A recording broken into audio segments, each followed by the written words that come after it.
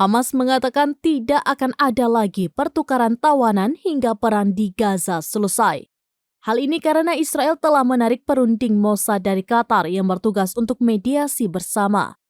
Kantor Netanyahu mengatakan hal ini dilakukan menyusul kebuntuan dalam negosiasi. Selain itu juga berdasarkan perintah dari Perdana Menteri Benjamin Netanyahu yang memerintahkan Kepala Mossad, David Barnea, ditarik dari Doha dan kembali ke Israel.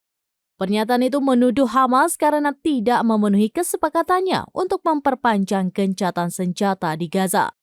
Kesepakatan itu mencakup pembebasan semua perempuan dan anak-anak yang ditahan di Gaza sesuai dengan daftar yang disampaikan kepada Hamas dan disepakati.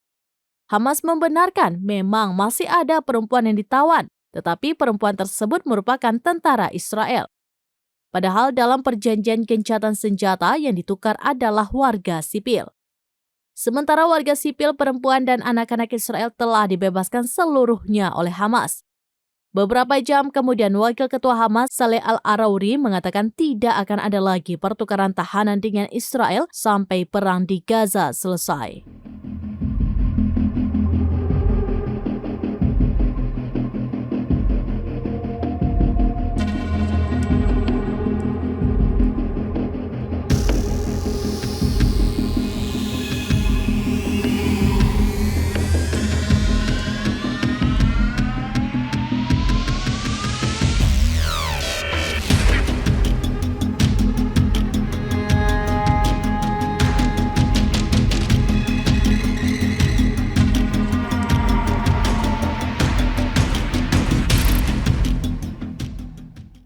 Download Tribun X sekarang, menghadirkan lokal menjadi Indonesia.